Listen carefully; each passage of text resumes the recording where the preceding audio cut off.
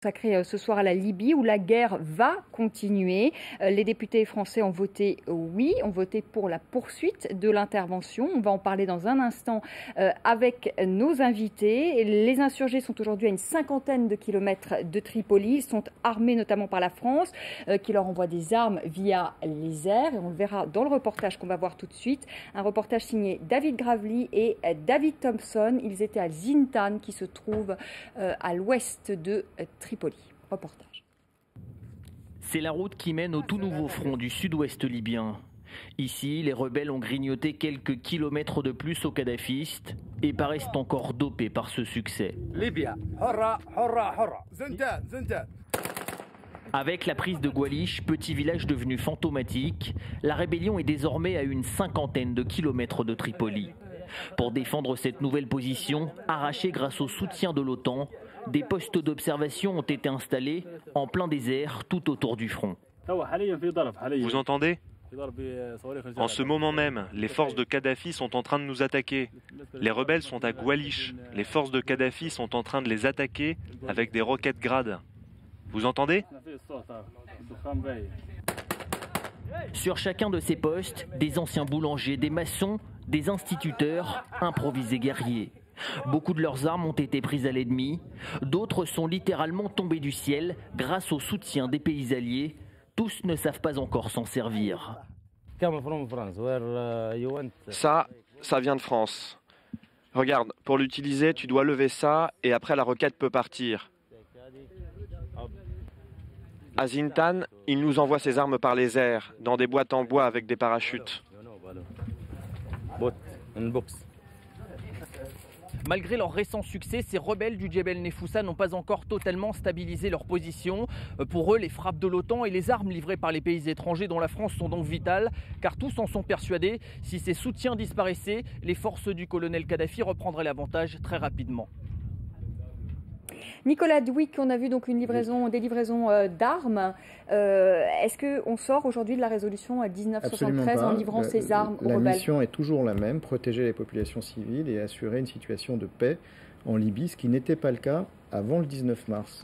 Vous avez parlé de poursuite de la guerre. La France n'est pas en guerre. Le peuple français n'est pas en guerre avec le peuple libyen. Nous menons des opérations dans une situation de combat et comme toute situation de combat, la situation est fluide.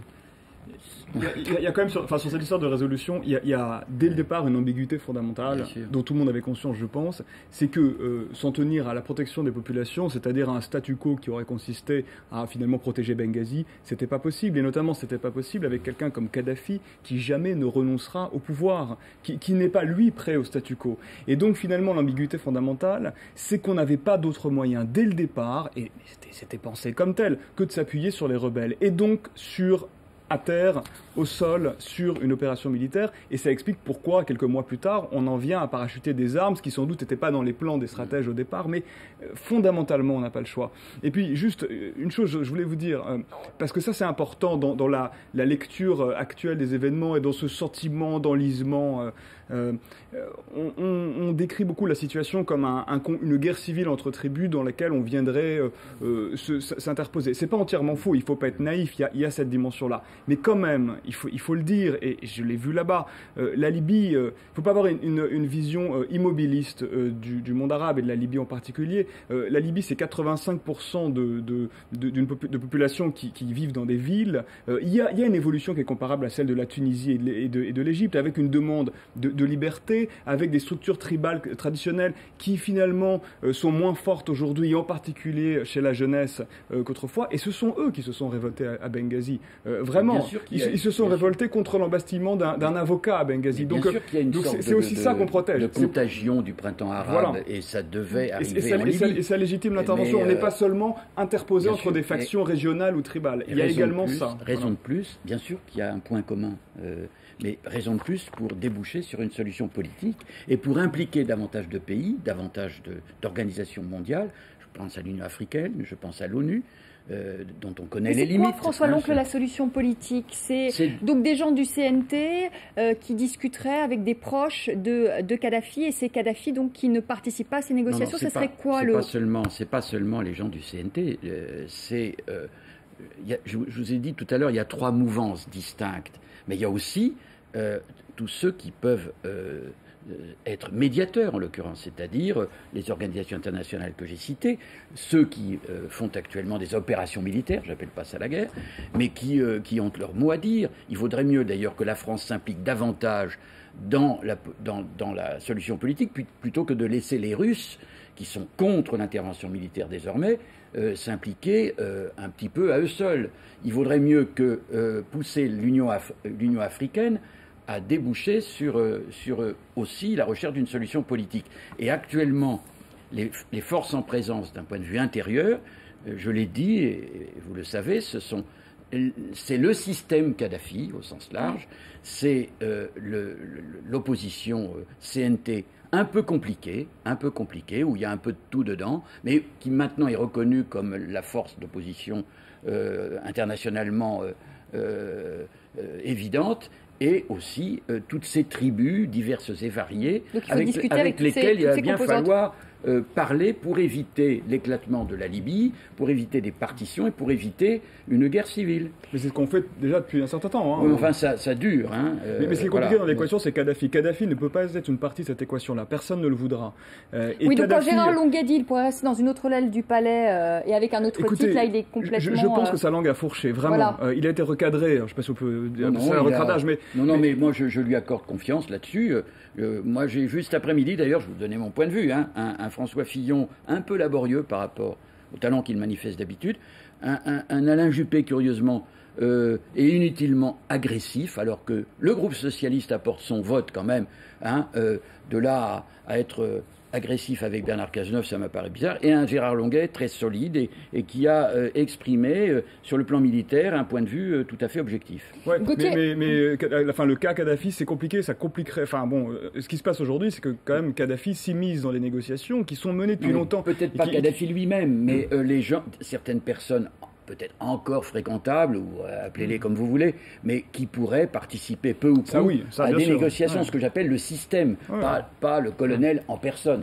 Des négociations sans le colonel Kadhafi, c'est ce que propose le Premier ministre libyen, c'est ce qu'il a dit en tout cas dans les colonnes très intéressante du Figaro. Déclaration. Oui, est-ce que ce n'est pas un jeu de dupes, tout simplement? Est-ce qu'on ne retombe pas dans le mythe que Kadhafi a lui-même construit, celui de la fameuse Jamahiriya libyenne, où Kadhafi ne serait qu'un guide un peu nébuleux, un peu vaporeux de la Libye, et à ce moment-là, on sait très bien que lui est quelque part derrière les fils de la négociation, parce que on ne peut pas imaginer qu'il soit absent de la négociation. Non, mais surtout, on peut très mal imaginer que le Premier ministre en fonction soit aujourd'hui toujours vivant à Tripoli en ayant avancé que Kadhafi est hors jeu. Alors ça demande à vérification à l'heure qu'il est. Est-ce que le Premier ministre libyen est toujours vivant? C'est très compliqué. Et je pense qu'il l'est. Évidemment, c'est une entourloupe, ces déclarations. Enfin, pas forcément. Dans le système Kadhafi, il y a probablement une partie qui peut flancher. Ou bien il a l'aval du colonel Kadhafi. Oui. Mais je pourrais vous en citer d'autres dans le système Kadhafi qui sont prêts, et je ne le ferai pas parce que pour le coup leur sécurité serait mise en danger, qui seraient prêts à tenir ces propos, mais ils ne le feront pas publiquement si lui les a évidemment, enfin je suis entièrement d'accord avec vous, bien sûr. Nicolas Douic, est-ce que Paris négocie directement avec le régime libyen et sans Kadhafi?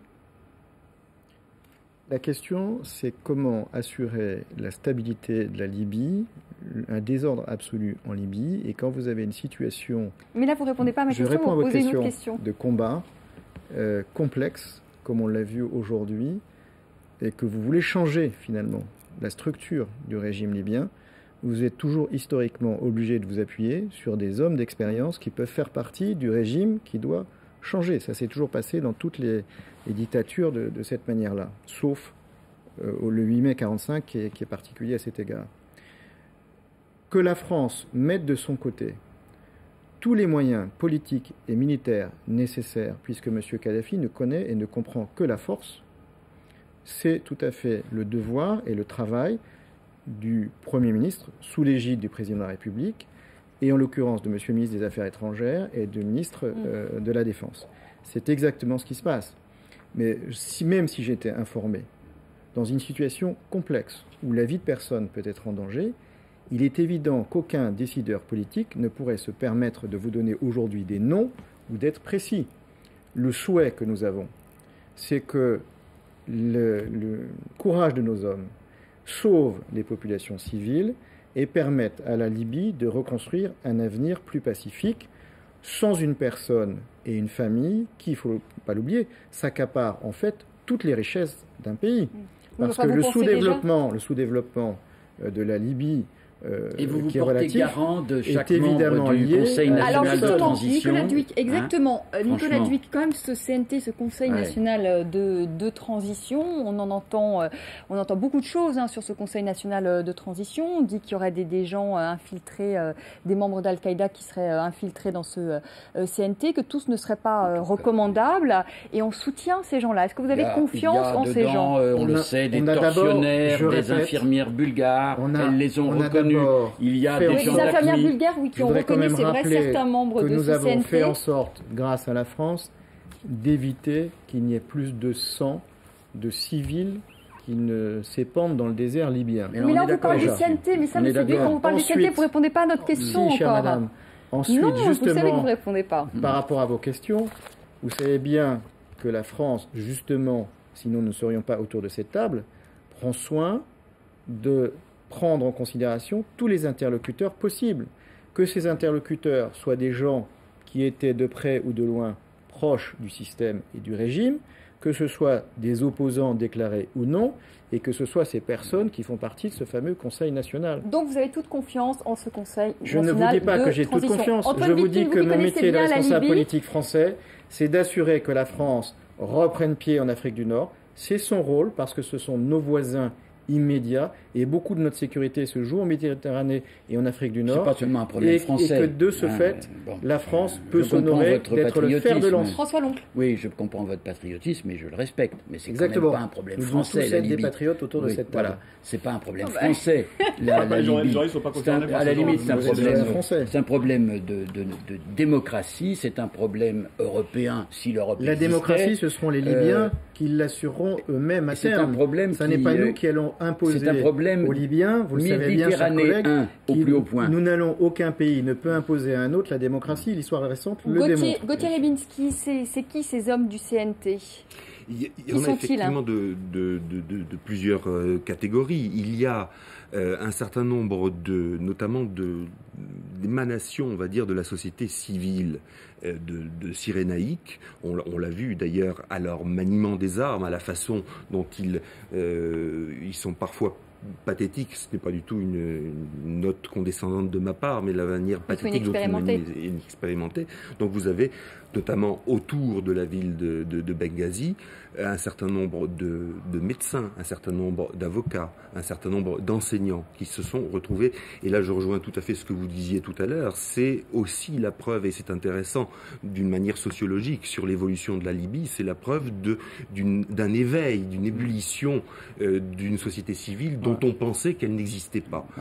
Donc, masquée par Kadhafi. Masquée par Kadhafi et masquée aussi derrière nos lunettes parfois un petit peu schématisantes d'une lecture tribale et exclusivement tribale de la Libye. Ça ne veut pas dire qu'il n'y a plus de tribus, mais ça veut dire qu'il n'y a pas que ça en Libye.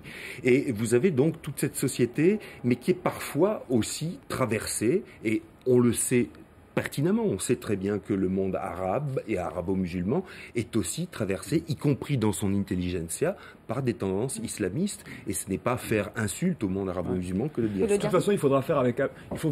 Il faut qu'on fasse avec l'opposition, c'est-à-dire le CNT qui est comme elle est, avec effectivement, vous l'avez dit, ces différentes tendances, et il faut faire avec le monde arabe qui effectivement est traversé par une idéologie islamiste dont on on doit espérer qu'elle conduira à une voie spécifique vers la démocratie. C'est ça le pari qu'il faut faire. Les extrémistes au CNT, alors il y a des djihadistes, ils sont très minoritaires. En revanche, si demain, à la suite de la chute de Kadhafi, le chaos régnait en Libye, ce qu'il faut éviter, c'est ça l'enjeu, c'est pas la chute de Kadhafi. Finalement, les choses sont assez simples. Quand on commence une guerre, il faut savoir quel est le critère de victoire, et avec le moment où on en sort, c'est assez simple, c'est la chute de Kadhafi. Voilà. Oui, mais après, vous dites éviter le chaos. En revanche, ce qui est extrêmement compliqué, et les questions qu'on doit se poser, c'est la suite. Ah oui, et si c'était le chaos, là, les extrémistes auraient un espace. Mais c'est pour ça que je vous disais que depuis longtemps, on fait la guerre et on négocie. Donc on essaie d'éviter le chaos. On est dans un pays, vous l'avez tous dit, qui a heureusement profité de ce printemps arabe, qui essaye à sa manière d'en profiter, avec des gens qui se sont aussi révoltés et qui sont courageux, on l'a vu. Mais par rapport à ce printemps arabe, on est dans un pays où il y a des opérations de guerre, où il y a une intervention militaire puissante. eh bien, moins cette opération militaire puissante sera longue, mieux ça vaudra pour l'après. Pour l'après-Kadhafi. Et est-ce que vous pensez, François Long, qu'on est là en Libye encore pour longtemps, comme on l'a été finalement en Afghanistan? On a chassé les talibans du pouvoir, mais on y est encore en Afghanistan. En Irak, Saddam Hussein est tombé, les Américains sont toujours encore en Irak. Est-ce que ça va être, on va connaître le même sort? On peut espérer que non, évidemment pas l'Afghanistan, mais... Je pense que plus il y a une recherche conjointe avec tous ceux qu'on a cités d'une solution, d'un débouché politique permettant aux Libyens de reprendre espoir et de former un pays... Il va falloir rester après sur place, on ne peut pas partir comme ça. Non, c'est pas fatal. Ça n'est pas fatal. Si ça se passe mal, on ne pourra pas s'en laver les mains. Voilà. Si ça se passe mal, on ne pourra pas s'en laver les mains. C'est aussi pour ça que les opérations purement militaires prennent sans doute, par rapport à ce qu'aurait voulu l'opinion ou les médias, un peu de temps. C'est aussi parce qu'en même temps, encore une fois, on est en train de négocier. La coalition négocie et oblige les rebelles et une partie du pouvoir de Tripoli à réfléchir à ce que sera la suite pour éviter, et là on parle du jour d'après, on ne parle pas seulement de grandes perspectives politiques. Ce qui est négocié, c'est le jour d'après la chute de Kadhafi, c'est-à-dire qui contrôle la police, qui contrôle tel et tel corps d'armée, etc. Et ça, donc nous on peut partir. Les négociations, évitons quand même avancent pas mal. Les impressions d'occupation. Nous ne sommes pas là pour occuper des pays. Il faut que ces pays prennent leurs affaires en main, même s'il y a eu des drames, même s'il y a eu des opérations de guerre. Il est temps, à un moment donné, que les armées qui sont venues au secours des civils ne donnent pas l'impression qu'ils sont une armée d'occupation. C'est le pire. Et c'est ce que, malheureusement, si ça s'éternisait, mais heureusement, de bonnes décisions viennent d'être prises, nous continuions comme ça en Afghanistan. Nicolas Monsieur Kadhafi ne comprend que la force. Seule la force peut le déloger. Et seule la force qui va permettre à certains des membres de son entourage de comprendre que leur survie est dans l'abandon de M. Kadhafi permettra la résolution de la situation. Après, vous êtes dans une opération de reconstruction du pays qui nécessite des cadres, et des cadres qui soient formés, comme dans tout pays, comme dans toute nation. L'aspect politique de savoir quel sera le régime en place, sera-t-il de type équivalent à notre démocratie, ça c'est l'affaire des Libyens. Il était urgent d'intervenir de telle sorte qu'il y ait un minimum de bain de sang. On aura loin d'avoir tout résolu par la disparition politique de Kadhafi. Mais notre intérêt reste l'intérêt national avant tout de la France, qui intéresse que cette zone soit sécurisée. Mais on aurait résolu beaucoup, quand même. Oui. Merci. Une étape indispensable. Voilà. Et puis on ne peut pas se fâcher d'un dictateur des partis ou dégagé. Merci à tous les quatre d'être venus sur le plateau de France 24 pour ce débat. Je vous retrouve demain, 19h10, pour une nouvelle émission. Très belle soirée.